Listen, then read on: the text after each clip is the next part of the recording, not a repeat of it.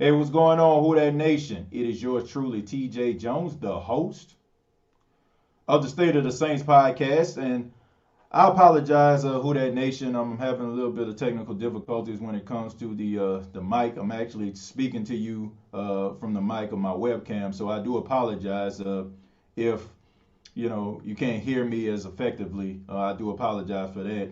I'm at the studio right now. Tried to talk through the soundboard, but it's having a little bit of an issue. How everybody doing today? Saturday, right? Beautiful day out here in Myrtle Beach, South Carolina. Decided to come into work, get a little bit done here at the radio station. But I did want to talk about the New Orleans Saints, man. I took a couple days off to kind of decompress, man. Spend a little time with the family. Try to get myself kind of adjusted because some of you probably already know, I took on another job. I work at nights now, work at night, and it's kind of affecting, my whole sleep pattern. So I just decided to take a couple days off just to try to get things situated with me, Also, like I said, try to spend a little time with the family. So hope everybody's having a good Saturday afternoon. It's afternoon here in Myrtle Beach, South Carolina. But before I get started, man, I just want to give a special shout out to my guy Josh and Jesus, man. Y'all probably know him. He probably in the chat. You probably see him in the chat from time to time. Josh and Jesus, man. I don't know if y'all seen on the State of the Saints podcast, YouTube channel. I posted a video of him. He was trying to raise money for his last semester of college, and I'm glad to inform you that Josh and Jesus will be graduating from Iowa State University, man. He hit me up in an email, and he has graduated from Iowa State, man. He had a little bit of some issues financially, but he got it done, man. So I want to give a special shout out to Josh and Jesus. Congratulations to you, man. As a college graduate, I can tell you it's no greater feeling than finishing up college, man. And I know you probably won't be able to walk across the stage, but just the fact that you will be able to, graduate from college, man, I mean, it's a tremendous honor. So shouts out to Josh and Jesus, man. Keep up the good work. You always have a fan right here in yours truly, man. And, everything that you have overcome in your life, man, it is so remarkable to see you, overcome all these things. So really do appreciate it, brother. Let's go ahead and talk a little bit about the New Orleans Saints, and let's talk a little bit about the injuries. I don't know, man. The Saints this season have been snake bitten at the wide receiver position. I mean, it seems like every time somebody else comes in, that person falls out. Anytime we see a guy show flashes, eventually, like he end up leaving. You know what I'm saying? Like it's just absolutely crazy. Michael Thomas is going to miss his sixth game. Due to injury. We know that he had a high ankle sprain that caused him to miss a few games, and now he dealt with a hamstring injury over the last couple weeks, and he's not playing in this game. And now Marquez Callaway, who showed flashes last week in a game against the Carolina Panthers, 8 catches, 75 yards, he won't be playing in the game. So, man, it is so frustrated to see this, man. But I am going to say this before I even break this game down. If Drew Brees goes out here to Soldier Field, if Drew Brees can bring home a victory for the New Orleans Saints against the Chicago Bears team that has a really good defense, a team that is very, very stingy, a team that is ranked number one in red zone defense, then they need to go ahead and put Drew Brees in the MVP conversation. Look, I'm not. Look, it is what it is, man. We are not talking about what Drew Brees has been doing over these last couple games enough. I know everybody's going gaga goo goo over Tom Brady and what he's doing. He's 43 years old. Oh, Tom Brady. Oh, look what he's doing. He's got this weapon and that weapon. Drew Brees don't have nobody. Okay, Drew Brees is basically throwing it to practice squad guys and guys that nobody even really heard of, and guys that we expect to step up but haven't stepped up, and now they are stepping up. Drew Brees is bringing out the best in these guys. So regardless if you have mixed feelings about Drew Brees at this stage, you have to give credit where credit is due. They need to put that man in a conversation. Now, I'm not saying that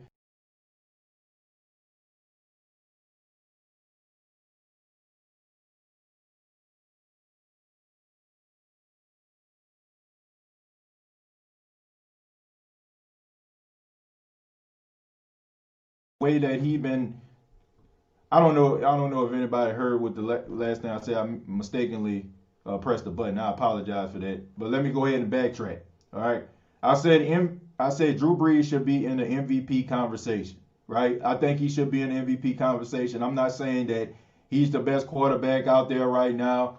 I'm not saying that he's out there, you know what I'm saying, playing at a higher level than some of these other quarterbacks. But at the same time, I don't think you can find a guy that's more valuable right now. And I really feel like the New Orleans Saints would probably have a losing record if it wasn't for Drew Brees. This guy is out here turning nothing into something. So I think that needs to be acknowledged. Now the Saints have a tall task here, man. They're going out to Soldier Field in Chicago. Now, they did win last year. They won without Drew Brees. They won without Alvin Kamara. I understand all that. But this is a different type of beach, man. It wasn't as cold as it's going to be out there. And we all know that Chicago is known as the Windy City.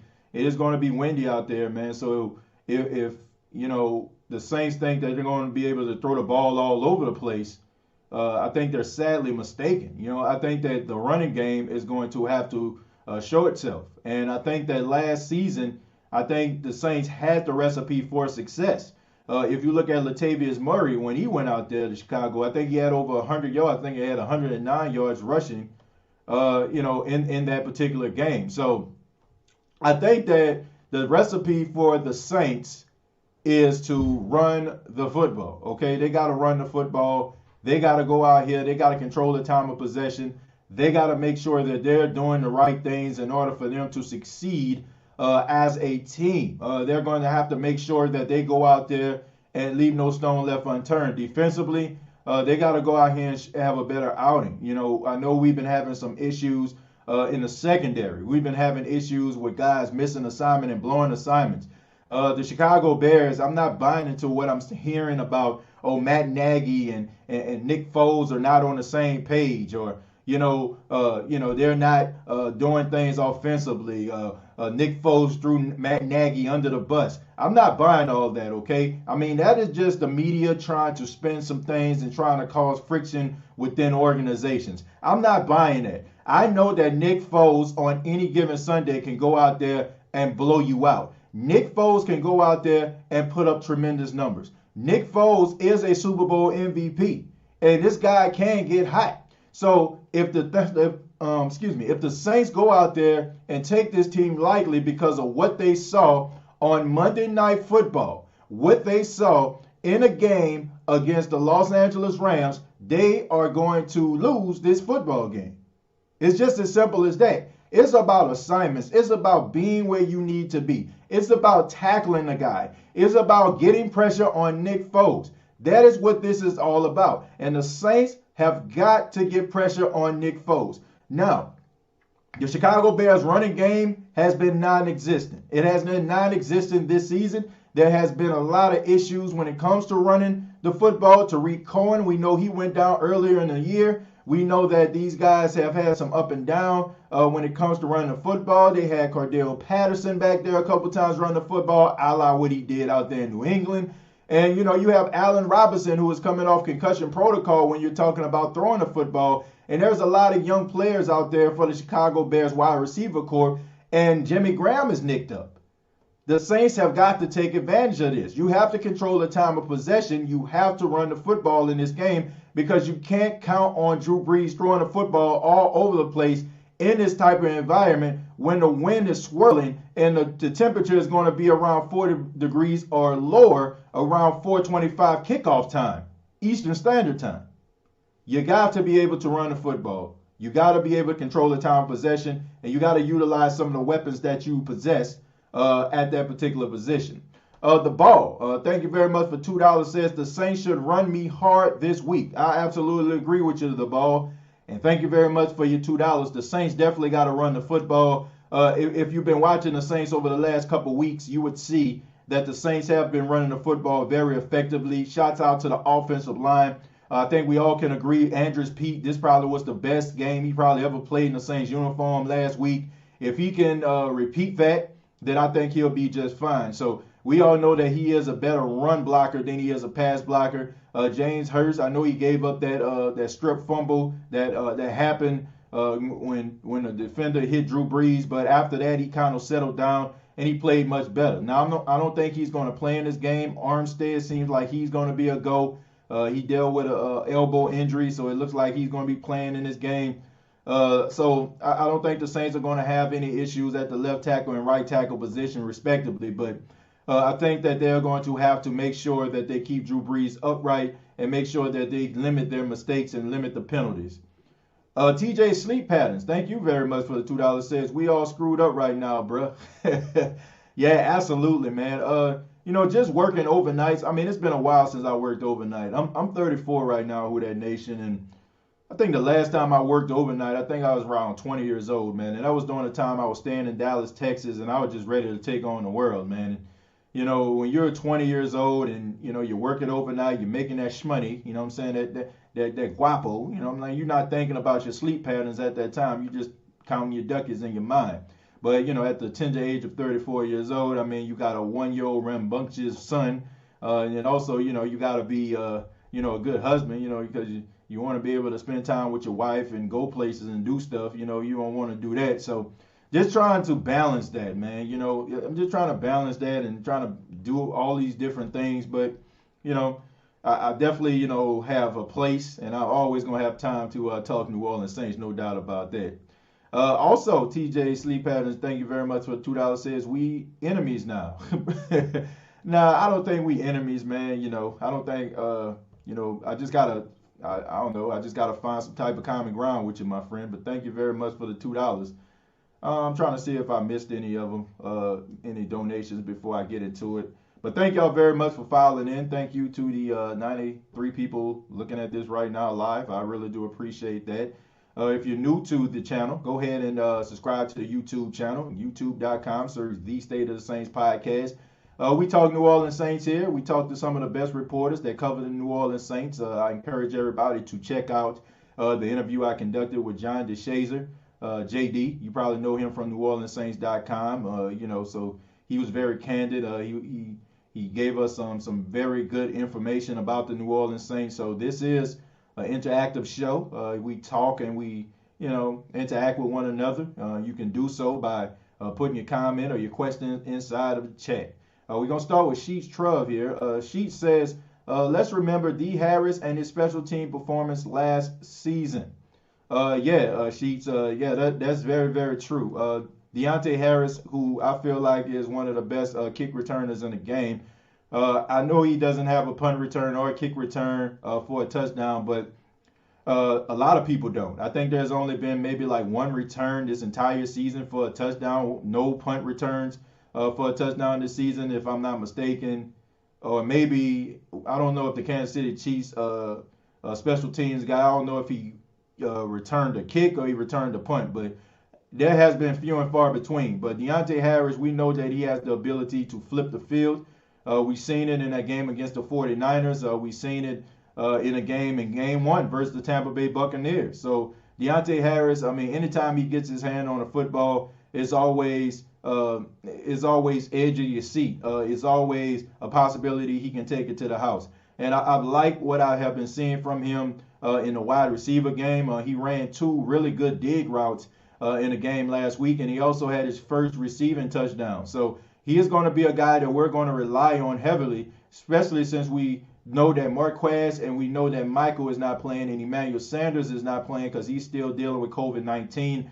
According to sources, he had a fever last week of 102. So we're definitely praying for Emmanuel Sanders, man. We got to understand that these guys are human beings too, man. We understand that these guys give us a lot of joy. We expect these guys to go out here and give us satisfaction of watching a guy go out here, score touchdowns, make plays, but they're human beings at the end of the day. We have to remember that too. Andrea says, Lattimore and Jenkins played well last week. Yeah, absolutely. Both of the guys, I think they just gave up about 15 yards. I think that's pretty good. I think that, as much scrutiny as we give the secondary, we got to give credit where credit is due. I think we've become so focused on pointing out the negative that we need to start acknowledging the positive. And the positive is, through that nation, that they have been playing. They played well last week, so let's just give these guys some credit. One person that stood out, among the crowd as far as like lackluster performances was C.J. Gardner-Johnson. But besides everybody else, Marcus Williams, I guess you can throw him in there too, giving up that big play. But everybody else played pretty well in the secondary. We are in trouble tomorrow. I don't know if we're in trouble. If the Saints actually go out there and they run the football, okay, and they use Drew Brees, in a play action game, throwing the ball when it's absolutely necessary, controlling the time of possession, going out there, if they get the ball first, going down there just like they did last week, put together a really good drive, make sure that they get those 7 points. I'm just saying if they actually get the ball first. If it's the defense, if the offense of the Chicago Bears get the ball first, then the defense needs to get themselves a 3-and-out. Let's try to control the momentum of this game. Let's try to control the time of possession in this game.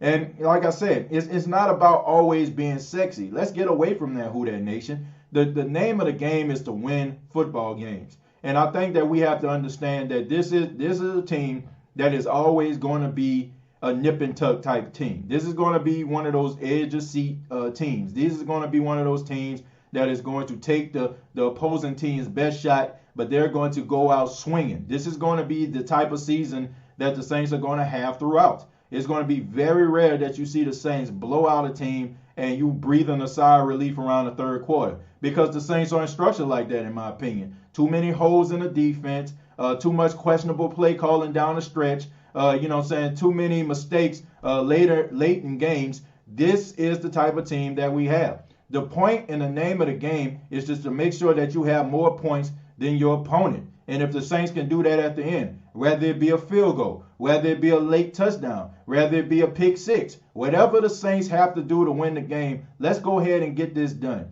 And then next week, around week 9, when you're taking on the Tampa Bay Buccaneers, you'll have some of your core players back. Maybe Emmanuel Sanders would be, he will feel much better. He'll be able to be back with the team, not having COVID symptoms. Maybe Michael Thomas will be better and the hamstring will be a little bit more healed up.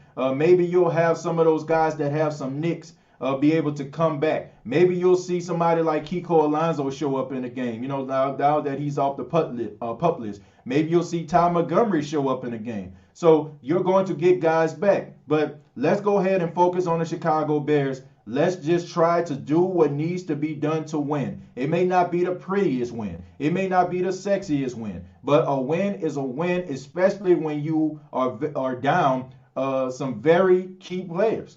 Okay, I mean, let's just go ahead and understand it. Let's stop looking at Tampa Bay. Let's stop looking at how they're performing right now. Let's stop looking at how they're blowing out teams and focus on the fact that even if you win by 25, it's equivalent to you winning by 3. Okay, because at the end of the day, nobody cares about how you won the game. Nobody cares how impressive you look. A win is a win. Okay, I mean, you look at the 1998 Minnesota Vikings, right? The Minnesota Vikings were blowing teams out. Randy Moss, Chris Carter, Robert Smith, like John Randall and crew. They were out there dominating teams. They dominated all the way to a 15-1 record.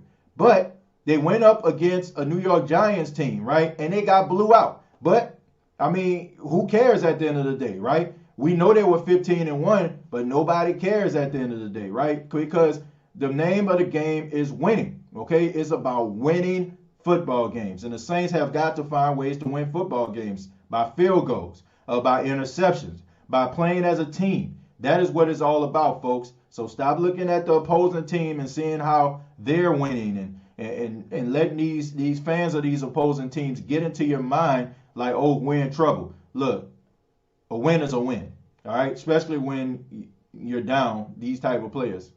I would love Steals back in New Orleans, Uni, to provide receiving depth that we desperately need. Trav, let me ask you this, Trav. Do we actually really need this type of? Do we desperately need wide receiver help? Like I want people to understand this. Think about this. Do we really need wide receiver help? Because every time a guy goes down, we see another guy step his game up and they perform well.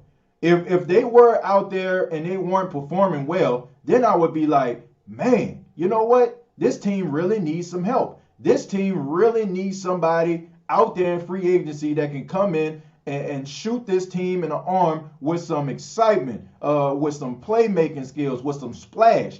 But when I see guys go down, for every guy that goes down, from a Michael Thomas, you have a Traquan Smith that has a good game, or a Marquez Callaway having a good game, or Emmanuel Sanders having a good game. So I don't know if we need to go out here to try to find a wide receiver that can come into this organization, because what I've been seeing, Trev, is the fact that these guys have been elevating their game in the absence of the guy who is the starter.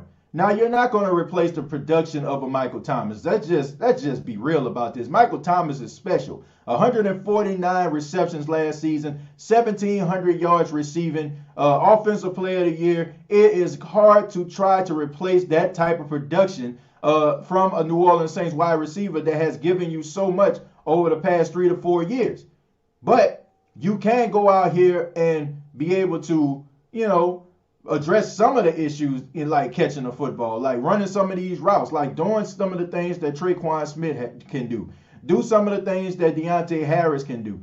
Try to go out there and just do your job. And I think the Saints wide receivers have been doing their job. So I don't think that it requires us to go out here to look for a guy, because the only reason why we'll be going out here looking for a guy is to try to go up and combat against what Tampa is bringing to the table. We need to, once again, stop looking at the opponents and look at what the Saints are doing with the limited, honestly, with the limitations that they have. They are still winning football games, and they're still doing enough to win. So that is impressive in its own right. I don't think that what the Saints are doing requires them to go out there in free agency to try to pick up a wide receiver. I don't think that would be very, very smart, especially from what I'm seeing from these other wide receivers stepping up. Pass rush or secondary help, that's what we need. I agree with that. I definitely agree with that, Dami. I feel like what the Saints are really lacking is a consistent pass rush. And I say this, Who Dat Nation, because I feel like the pass rush kind of sets the tone on the defensive side of the ball. Because the Saints aren't consistently getting a pass rush, because the Saints aren't consistently having somebody in the backfield to put pressure on the quarterbacks, to get the quarterbacks out of their spot, it is giving the quarterback an opportunity to stand tall in the pocket and deliver the ball. Now, we have to understand, this isn't the type of NFL that this was 15, 20 years ago, where a cornerback or a safety can make a guy pay if he goes across the middle. Or if a guy, is down the field, he knows in the back of his mind, well, if John Lynch is here, he can take my head off. Or if Jason Sehorn is here, he'll take my head off. Or, if Rod Woodson is back there, he can take my head off. They don't have to worry about these things. You need a pass rush to be able to combat, some of the favoritism that the NFL gives to these offenses in the National Football League. If you don't have a pass rush that can get there within 3 seconds, you have yourself a problem. Now, the Saints do have a pass rush that can get there in 3 seconds. The problem is they can't do it consistently. And that causes guys to get beat. That gets guys caught out of position. That gets guys basically be exposed to big plays. So I do think a pass rusher coming to the New Orleans Saints would be very, very beneficial to this team. Somebody like J.J. Watt, somebody that the media has written articles about. I think that J.J. Watt, a guy who has been in the NFL for a long time, a guy that has been doing it at a high level for a long time, a guy that was all-pro for 2 different positions at defensive tackle and defensive end. If you bring a guy like that in, who is hungry, who understands that he only has a few more years of dominance left, he comes into a Saints organization that desperately needs someone to step up. He can answer the call. So I really feel like a pass rush would be more important, in my opinion, than trying to go out here and getting somebody in the secondary. Now, if you can get somebody in the secondary, like a Earl Thomas or like a Stephon Gilmore via trade, then that would be good as well. But if I am a GM, if I'm evaluating my talent, if I'm looking at the importance of what I need right now in order to help me get over the hump, is it a pass rush or a member of the secondary? I'm going with the pass rush, man, because the pass rush dictates the game, in my opinion. If you are disrupting the quarterback's timing, if you are taking him out of his spot, it is going to make things very, very easy for the secondary. It's going to be a very, very easy day for them. Think about guys like Myles Garrett, right, who is having a monster year. Think about guys like Aaron Donald, who is also having a monster year. Think about some of these guys and them getting pressure on the quarterbacks and how that is helping their secondary look much better. So I will say that a pass rush to me would be more important than going out here getting a member of the secondary. Because if you can disrupt the quarterback, then I feel like it will help the secondary even more. And some of those things that we have seen, we probably won't be seeing. And we'll probably see more turnovers in the secondary as well. Chosen, what's going on, my friend? He says, also, our D-line needs to make those sacks last game. Was too many missed tackles on a quarterback. Stay focused and make the tackles and rush and pass more consistent. Yeah, I agree with you, Chosen. That is a very good point, man. You think about C.J. Gardner-Johnson and Dennis Allen calling the right plays. I mean, C.J. Gardner-Johnson has to get home. He was about as free and wide open as you possibly can get. You cannot let Teddy Bridgewater, you can't let him off the hook here because you're already blitzing. So if you're not getting home, you are exposing your secondary, right? And is exactly what happened. C.J. Gardner-Johnson missed the tackle on Teddy Bridgewater, and Teddy Bridgewater was able to go and make the Saints pay. You got to get guys on the ground. There's too much sexy tackling going on in New Orleans. It's too many guys trying to take it upon themselves to say, I got to make a play. I got to do this. I got to do that. The important and the objective is putting guys on the ground. It's about tackling the guy, right? It's about tackling a guy short of the line to gain. That is what it's all about. If you give up a big play, just put the guy on the ground. You make things even worse by when a guy catches the ball, you get in your feelings because this guy caught a pass on you and you're trying to rip the ball out of his hand. Of course, this guy is not going to relinquish the ball. He's going to hold it like the jaws of life because he doesn't want you to rip the ball out of his hand. So while you're doing tug of war with him, you tug of war for about 7 more yards and made a play even worse. So I feel like the fundamentals need to be taking place in New Orleans in the secondary. Getting guys on the ground, making sure you're tackling them, okay? Look, he caught the ball. It was a 3-yard gain. Put him down on the ground. Clap, clap. 2nd and 7. 2nd and 7. Let's get this done, man. You know what I'm saying? Let's work on the fundamentals here. Let's stop playing hero ball. Let's stop putting the S on our chest and trying to save the day. Let's stop trying to make the ESPN top 10. Let's cut that out. Let's focus on the things that you can control. Your job as a member of the secondary, your job as a safety, as a cornerback, as a linebacker, is to make sure that if a tight end catches the ball, knock it out of his hand. If a wide receiver tries to catch the ball, knock it out of his hands. If it's in your vicinity and you feel like you can make a play, maybe jump in front of the pass and catch an interception, that's cool too. But the objective is to prevent that wide receiver, to prevent that running back, to prevent that tight end from catching the football. That is what is important. And that is what the focus needs to be on in the secondary. Terrell says, getting a receiver knowing our secondary is bad. It's like having your check engine light on and you get new tires hoping it's fixed. Yeah, Terrell, as a Saints fan, you have to admit that the wide receiver position in the offense is the least of the troubles of the Saints. It's the least of the troubles. Now, they did start off a little stagnant at the beginning of the season, which for the last couple of years, if you've been watching, it's been that way. It's been started off a little bit stale. You need the defense to play better. That is what is going to get the Saints over the hump because you're playing with fire right now, Who Dat Nation. I want people to understand that. You're playing with fire because what you're doing is you're counting on your offense to deliver you every single week. And there are going to be times where the offense is not going to play at a high level. There's going to be a time where there are going to be some turnovers. There are going to be some forced fumbles. There are going to be some interceptions. There is going to be something. What you're asking your offense to do is virtually play perfect week in and week out because of the limitations of the defense. And why are we still here in the year of 2020? Why are we still dealing with the same issues defensively that we have in 2016 and in 2017? The defense should be able to complement the offense. That is what is going to get the Saints to the Super Bowl. That is what stopped the Saints from getting to the Super Bowl. It has been lackluster defensive performances over the past 2 to 3 years. When we expected the defense to step up to handle their business, they have not.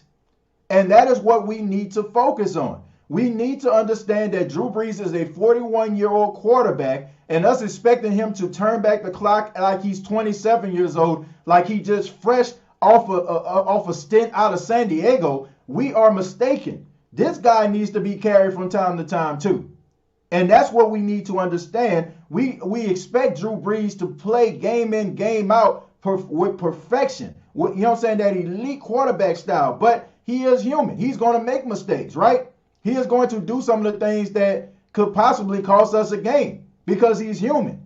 If you're expecting this guy to go out here and play ball, you know what I'm saying, and ball out every single game, and the defense takes absolutely no accountability, like, you're sadly mistaken. They should be picking up the slack like the Denver Broncos did with Peyton Manning. You need to be doing this with the Saints. You need to be doing this with the defense. You need to be doing it like they're doing it in Tampa Bay. You know what I'm saying? The defense was picking up the slack until Tom Brady got a little bit more comfortable offensively. That's what they've done. So why can't the Saints do the same thing? This defense needs to step up, folks. Like I said, rather you like Drew Brees or not at this stage of his career, rather you're rolling your eyes when number 9 hits the field, you're rolling your eyes when you see him doing his stretching exercises, you're rolling his eyes when he's licking his hand, regardless to the fact who that nation. Drew Brees gives us the best position to win, and this defense needs to step up. And y'all know that. You can't expect Drew Brees to go out here and deliver every single game like that. It's not fair, okay? It's not fair. Boy, you finally talking. No more wide receiver talk. Make a meal of those eggs and rice until you get some meat. Defense. Exactly, Ernest. I mean, it's just the truth. I mean, anybody that's going out here thinking about the offense at this stage, I have to say, man, you might have to reevaluate your decision making, because the Saints have been averaging 31 points a game, folks. And that's not okay. It's not because of the defense here. For the exception of Janoris Jenkins' pick 6 in week 1, there's been very little turnovers by the Saints. Very little. So it's been the offense carrying this team. It's been the offense going out there, rather it's Michael Thomas or not, Emmanuel Sanders or not, Marquez Callaway or not, Deontay Harris or not. It has been these guys going out there playing offensively, handling their business. So anybody that thinks, oh, man, we need an offensive player. No, man, it is what I like to say, something that's instinctive. You know what I'm saying? It's something that you feel like needs to happen because Emmanuel Sanders, who's a name, Michael Thomas, that's a name. Those guys aren't there, so you feel like, oh, we need someone else. But what the Saints have been doing with guys that nobody really knows about, guys that have been on a practice squad, guys that have just come into the league undrafted. The offense is the least of our troubles. We need to focus on defense. The defense needs to step it up. The defense needs to stop giving up big plays. The defense needs to understand that they should be playing complementary football with the offense. Iceman T, what's going on, man? He says the Saints shouldn't be struggling against non-playoff teams. TJ, the Panthers and the Chargers are not really statement wins. We 1-1 against playoff teams so far. Iceman, you can say that's a good point, and I won't take that away from you. But the Saints struggle against everybody. Let's just call it for what it is. When the last time have you really seen a Saints blowout? The Saints always a nip and tuck against rather it's elite teams or teams that's middle of the pack. The Saints are not structured that way. You look at some of the plays. You look at the Kansas City Chiefs, right? There's a lot of explosive plays in the offense. And because of those explosive plays, if the game is nip and tuck, we're shocked. We're shocked because you have a quarterback with a bullet arm, a rocket arm that can launch the ball down the field 70 yards on his back foot. So if he's not putting up 40 points, everybody looking like, man, what's going on with Mahomes? But that's not the way the Saints play. The Saints play almost, their passing game is almost like an extension of their running game. So if the passing game is an extension of your running game, it's like 3 yards, 4 yards, 7 yards, 7 yards, 10 yards, 15 yards. You know what I'm saying? It's kind of like an extension of the run. So you're playing like that, you're not going to blow people out. You're not going to blow people out by, you know what I'm saying, like if a wide receiver is catching a 7-yard out, you're not going to blow a team out like that. But if Drew Brees was launching the ball down the field, then maybe you'll be seeing something different. Maybe you'll be seeing more blowouts. Maybe you'll be seeing, insurmountable leads that the Saints, put these teams behind the 8 ball. But they're not structured like that. They're not, Iceman. So because they're not structured like that, you're always going to see close games. You're always going to see these games where the Saints are winning by field goals, regardless if they're playing against the Bucks, rather they're playing against the 49ers, rather they're playing against the Carolina Panthers or the Detroit Lions. Okay, so I can't really say that that's an issue to me because it's very rare over the past couple years have we seen the Saints blow teams out. I only can think of maybe like a handful of teams I can just say that they just absolutely blew out. I think Philly was one. The Redskins was the football team, who they're called now, they were one. And the Indianapolis Colts. We really don't see the Saints blowing teams out. I mean, their offense is just not structured that way. Not anymore, at least. But now, if this was back in like 2011 or something like that, and this was an issue, Iceman, then I would have to agree with you, but that's not the way the Saints are structured these days. Let me see. George Kittle last year. Let me see. Thank you very much for the $3.99. I can't Phil. I'm just gonna call you Phil. Because I don't know how to pronounce that, man. Thank you very much for the $3.99. Yeah, you talking about George Kittle last year? I guess you're talking about them trying to rip the ball out of a player's hand. Yeah, I definitely agree with you on that one, Phil. But thank you very much for the $3.99, my friend. All right, waving at one of the DJs at our station here. Bench Williams and get Earl Thomas. Yeah, I agree with that. You know what I'm saying? I agree they need to bench Marcus Williams, but I think they need to put DJ Swearinger in. I think DJ Swearinger needs to play more. I don't think he needs to be a healthy scratch. Inevitable Expertise says Ryan Kerrigan, although kind of old, would be a great addition. Inevitable,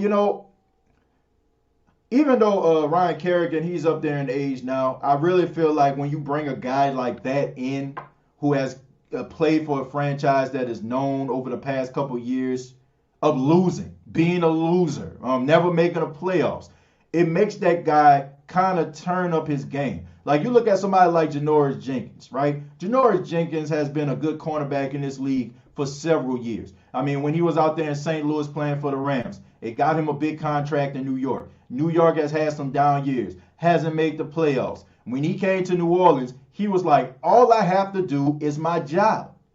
All I have to do is go out there and do my job, and I can contribute to this team winning games. When you have a veteran who all he feels he has to do is do his job and they'll get results, I think that will be beneficial to a team. Because Ryan Kerrigan understands, just like J.J. Watt would, that this is a short, this is a short game, okay? I mean, you don't play in this game for a long time, for the exception if you're a quarterback. If you're fortunate to play at another position, God bless, but it's mostly quarterbacks. They understand that I don't have a long left. I need to submit my legacy. I go to a team, Super Bowl contender. I do my job. I can submit myself in the sands of time by going out here winning a Super Bowl. So I think Ryan Kerrigan would be an addition to this team. I think he would take it upon himself to ball out and really take accountability to help this team get where it needs to be. It's the cold, man. The common cold and flu. What are we talking about here? What are we talking about? Oh, okay. That's real talk you talking. Yeah, man. I just kind of got lost. I'm looking at the chat here. I don't know how in the world we up here talking about conspiracy theories about COVID-19, man. I'm over that, folks. I'm over it. Receivers will be back next week. No need to rush anyone back this week. Saints can win this game without them. Yeah, I think they can win the game without them. I really do. I think that they can win the game without them. They did it last week. If the Saints come up with a decent game plan, they should get the job done. Then why are important players from team testing positive? No Bucks players. I don't know. I can't answer that question. I wish I could. What's up, Who That family? And what's going on? They haven't turned their heads. Yeah, I guess you're talking about the secondary. Yeah, they need to work on that, definitely. Alex says, not really play perfect, just no three and outs. Our defense can't handle the offense not being able to stay on the field. It's Sean Payton's fault with the play calling, a flea flick on 4th and 1. Look, you can criticize Sean Payton, which is it's warranted at times, but if I'm looking and evaluating what is really going on with this team, what's the real issue, what's the problem, what's the alarming issue that we're facing right now, it would be defensively. I think that the offense takes a backseat to the defensive woes. I think that the offense has, done the things they need to do, rather is put the Saints in position to kick a field goal for a win or put themselves in a position for a go-ahead lead. And it has been the defense not answering the call. So we can talk about offense all day, but the defense is not handling their business. They're not doing the things they need to do in order to help out the offense. They're going out there, they're getting beat. They're not getting pressure on the quarterbacks on a consistent basis. Yeah, Teddy Bridgewater was under duress during the last drive of the game when you had Cam Jordan and you had Davenport that made the sack that put him out of field goal range.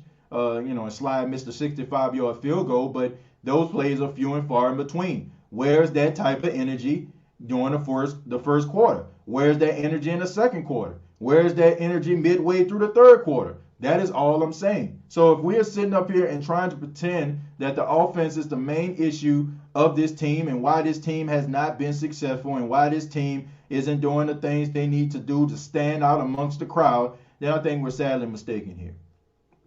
MR says the problem with the Saints is they play down to their opponent's level. I believe that. I agree with that. But one thing I just feel like regardless to who the Saints play, is always going to be a nip and tuck game. I do feel like the Saints look at the schedule and they believe they own press clippings. You know what I'm saying? I don't know if they watched the ESPN predictions before, and those guys be like, I got the Saints and it's a landslide, because everybody feel like the Saints going to win that game.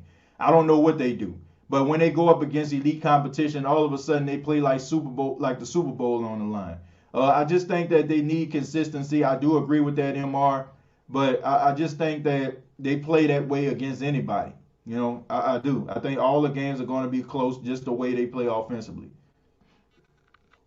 Yes, we need to upgrade our secondary first and foremost.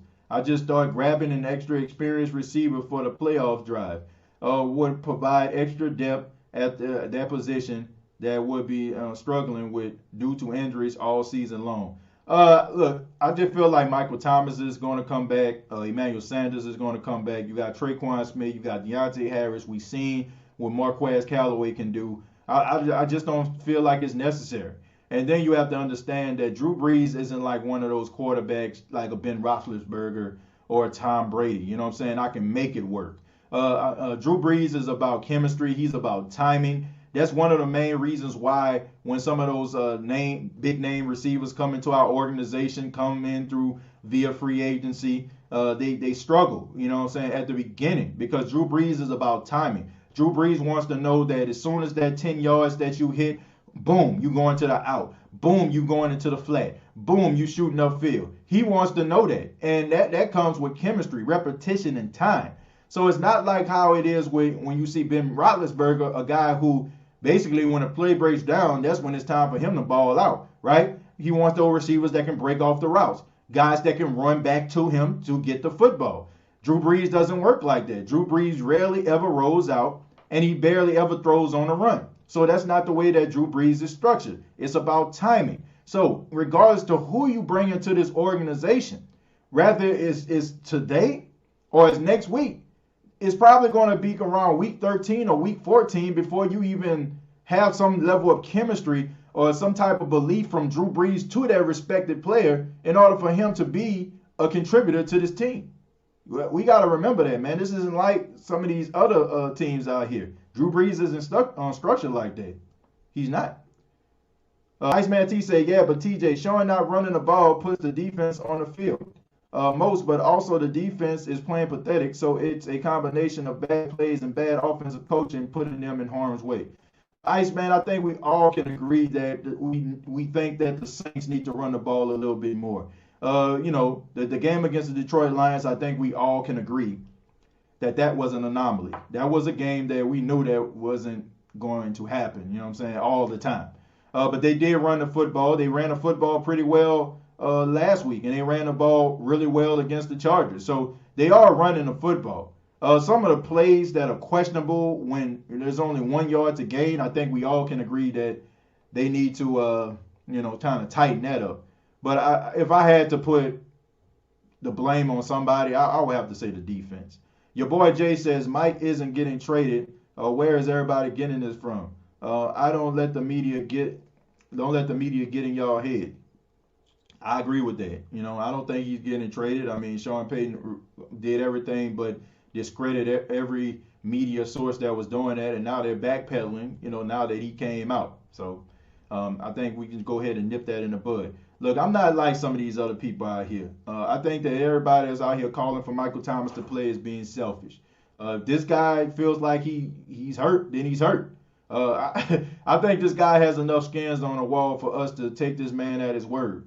I just think that we're mad as a fan base because we know what this guy brings to the table, and the fact that he's not playing, we want him out there so bad because we want to be able to really stomp out the competition. I get it. I understand that, folks. Trust and believe. I understand that. But look, Michael Thomas, he's a young guy. He's 27 years old, and his best days are right in front of him, man. So I don't want him to go out there and cause himself, issues later on in his career because he's trying to go out here and beat the Chicago Bears in a Week 8 game. I can wait for Michael Thomas. Even if the Saints were to lose this game against the Chicago Bears, look, I care more about Michael Thomas's health and his contributions to the Saints in the future than him beating the Chicago Bears in Chicago. Just because I want to stay atop the NFC South and I want to be able to talk noise to my Tampa Bay friends. Nah, I'm good on that.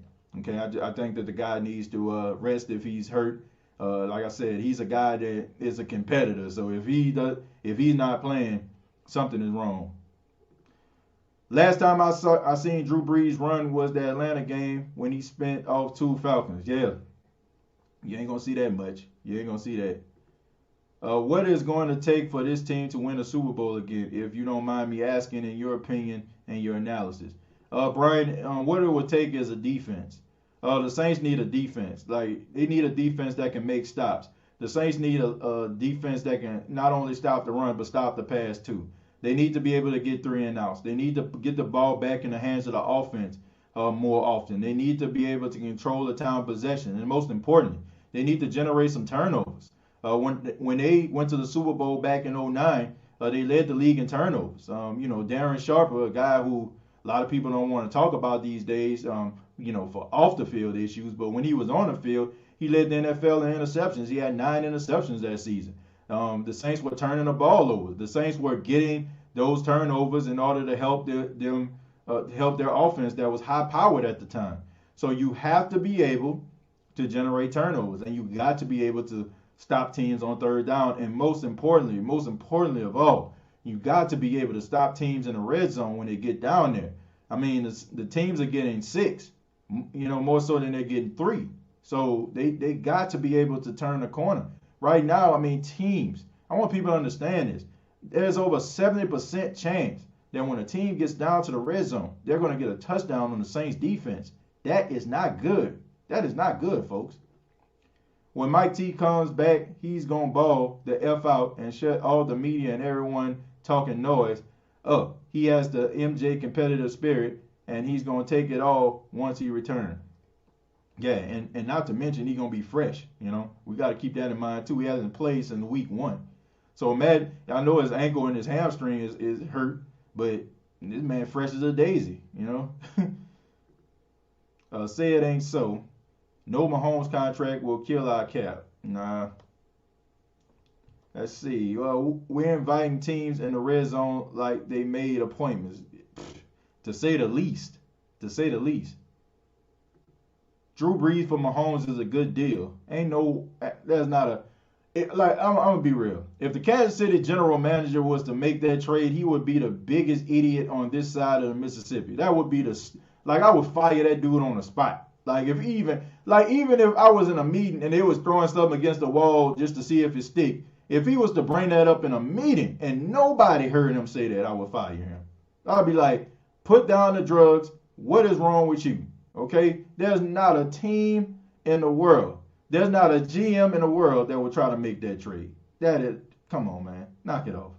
Can you make an app so we know when your show's on, and if you do?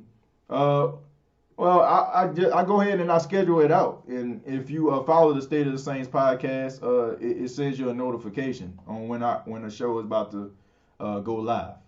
I try to do that, and I try to send out maybe like 15 minutes before I do a show, 20 minutes before I do a show. So if you hit the notification button, you'll be able to know when the show goes live. And if you can't watch it live, that's still fine. That's still fine. You can still watch the show at a later date. I have no problem with that. Will the Saints give Winston a legitimate shot at quarterback next year? I think so. I think they will. I think they believe in him, and I think he's helping his cause, because as long as he's on the bench, people kind of forget about those 30 interceptions that he threw. So it's kind of helping him. This is not a Super Bowl team at defense. It's too bad they can make the playoffs, maybe win one game, and that's it. I agree with that, the way they playing. I can't even hate on that. That's the absolute truth. I think anybody that think this team can go to the Super Bowl the way they playing, I think they're delusional. As much as I love the Saints, they're delusional. The Saints are going to give you some great moments. They're going to make you happy. They're going to make you proud. They're going to even make you be able to, talk trash to rival teams. But when it matters most, when the game is on the line, when it's time to buckle down, when teams are really embedded and really focus on what they need to do to beat the Saints, I question if the Saints can beat those teams when it matters. Secondary simply needs to stop letting receivers be left wide open. Defensive line can't carry all of the load, but they can get pressure on the quarterback. They can help that cause. I mean, come on. You got Cam Jordan. Is he an all-pro? I mean, you got DeMario Davis. Come on, you're an all-pro. You got Trey Hendrickson playing at a high level. Come on. You got Davenport, who's seems like he's showing flashes. You got Sheldon Rankins. You got David Ayumata, according to Pro Football Focus, is ranked higher than any other person on that defensive line.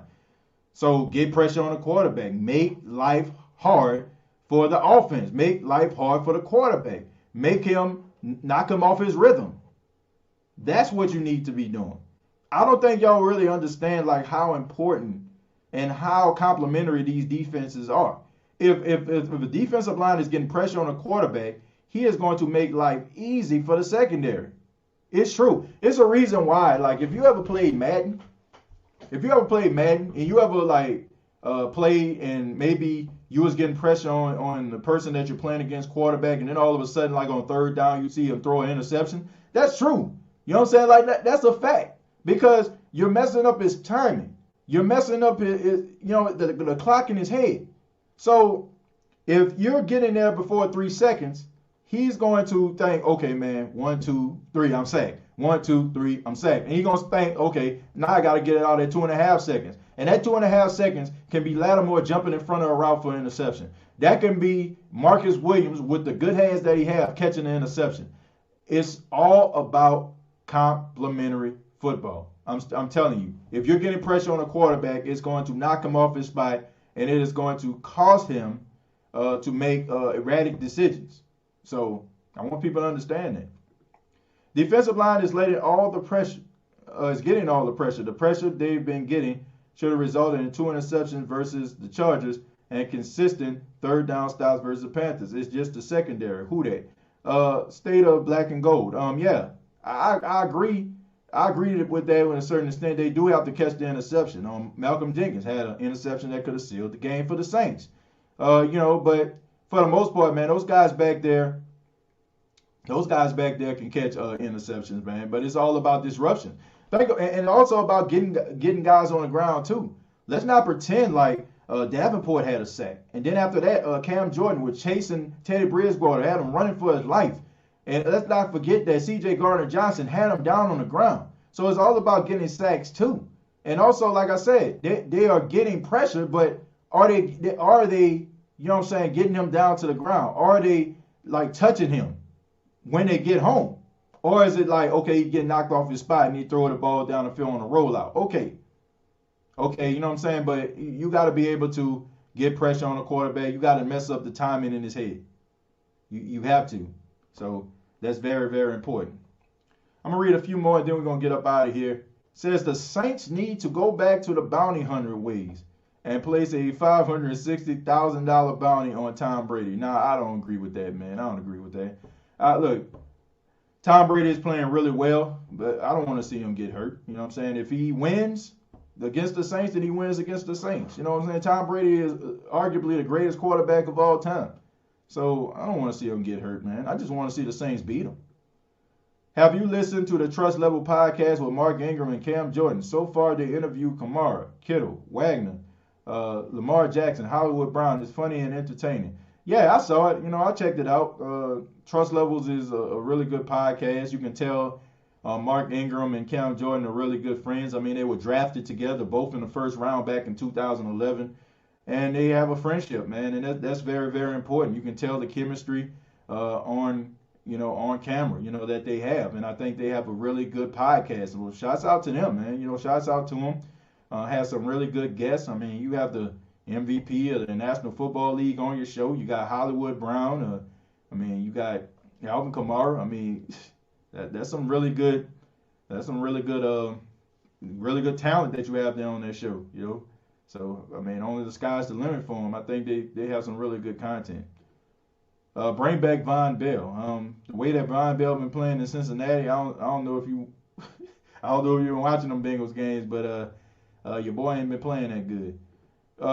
As for a Breeze replacement, Deshaun Watson would fit, but in my opinion, I can wish. For our defensive line, they have moments, but just inconsistent. The secondary needs to stop playing Hollywood football, trying to make TV clips. They need to play the man and take them down. Yeah, I agree with that. Man. It's about the fundamentals of football. It's about communication. And it's about being smart, man. Like, I question the intelligence of the secondary sometimes. I know I shouldn't, man, but I do. Our secondary needs to step up, and our front four shouldn't have an issue getting to Foles. His O-line isn't protecting him, making him overthrow the ball every game. Yeah, but at the same time, it's from game to game. It's about schemes and matchups. One game you might not be able to do well against one team, and then you turn around and play another team, and you end up blowing that team out. So I don't really pay attention to what a team did last week or week before last. I don't draw conclusions like, oh, this team beat y'all, so I beat them. I mean, we beat them, so we better than y'all. I don't buy into that. It's about week to week, man. And no matter how bad a team is, you can go up against the Jets. If you go out there lollygagging and pussyfooting around, you can get yourself an L. Straight up. I don't buy into what the press say. The press is just trying to feed their families by giving us information that makes us run along and tell other people. They just trying to feed their families. They just trying to make sure that you stay on there longer so they can get that credit for that view. That's all they want to do, folks. So let's stop paying attention to these guys. George Washington Carver Senior High is in the house. Yeah, that boy Purge, man. Shouts out to you, man. I am a graduate of George Washington Carver Senior High School. Yeah, man. Class of 2004, man. Shouts out to all my Carver Rams out there. Bucks versus Saints rematch. Who wins? I got the Saints winning that game. Hope Hoping to have you on my show first episode soon, TJ. Who that Davis? Hey man, anytime you want to, who that man, just let me know. Yeah, man, you got a Saints podcast, man. All you gotta do is hit me up, man. You know, all you gotta do is hit me up. I know I'm supposed to be on Big Q show, you know what I'm saying, for the last. He asked me like last week, man. I've just been so busy, but you know, I definitely, you know what I'm saying. It's hard for me to, you know, act like, you know what I'm saying, like, oh man, I can't be on your show. Like, man, come on, give me a break. I have an issue with people acting like that. I have a problem when people get to a certain level and they tend to forget about the people that actually helped them get to that level, and they act like they become big time, big league or something like that, and all of a sudden like they don't know nobody and they forget. You know, you know, trying to get these interviews and conducting these interviews with some of the familiar faces that y'all know. You know, like, it just taught me a lot, man, about how humble, you know what I'm saying, people are. And, you know what I'm saying, I think what helped me out was the interview I did with Steve Weiss from the NFL Network, man. All I did, you know what I'm saying, when I hit him up, I mean, he was always responding back to me, man, always giving me encouragement and stuff like that. Man, I got so much respect for that guy because he could have easily, like, seen, you know, me reach out to him and just brushed it off. You know what I'm saying? This guy's, like, on television every week.